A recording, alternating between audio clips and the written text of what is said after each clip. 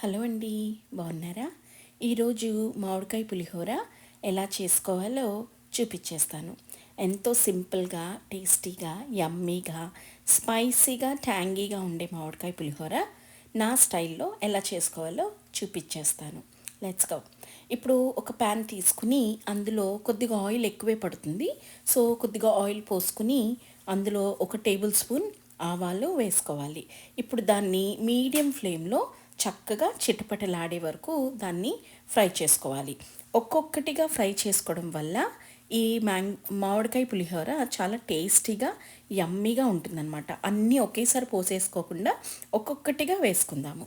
So ఇప్పుడు అందులో కొద్దిగా అంటే ఒక 3 టేబుల్ స్పూన్స్ మినప్పప్పు, ఒక 3 టేబుల్ స్పూన్లు శనగపప్పు వేసుకుని అది కూడా వాసన అంతా చక్కటి కమ్మటి వాసన వచ్చే వరకు దాన్ని ఫ్రై అవ్వనిద్దాం.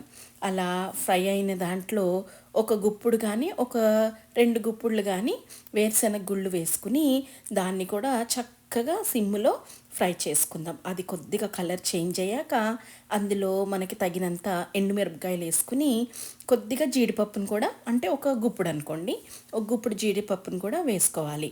అన్ని పప్పుల కన్నా జీడిపప్పు ఎందుకు లాస్ట్లో వేసానంటే జీడిపప్పు చాలా ఫాస్ట్గా వేగిపోతుంది కాబట్టి, సో లేదా అది మాడిపోతుంది, అందుకని లాస్ట్లో వేసుకున్నాను.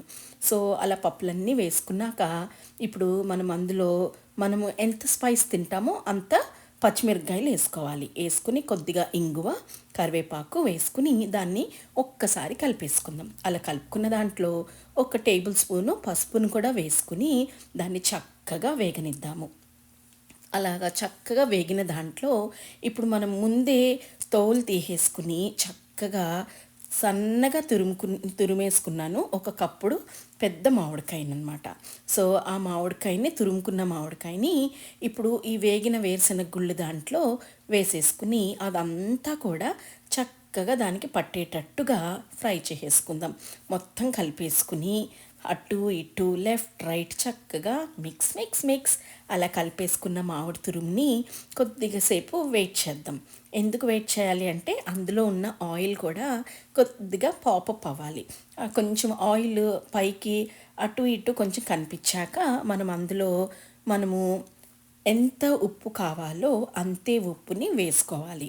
సో మామిడికాయ పులుపుకి మనం ఎంత ఉప్పు వేసుకున్నా అది చప్పగానే ఉంటుంది కాబట్టి ఉప్పుని కొంచెం జాగ్రత్తగా చూసుకుని ఉప్పు వేసుకుని దాన్ని ఒక్కసారి కలిపేసుకుని ఒక 2 నిమిషాలు కుక్ చేద్దాము.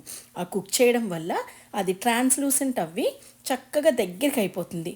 అంతే అండి, సింపుల్ టేస్టీ యమ్మీ ట్యాంగీ మామిడికాయ పులిహోర రెడీ.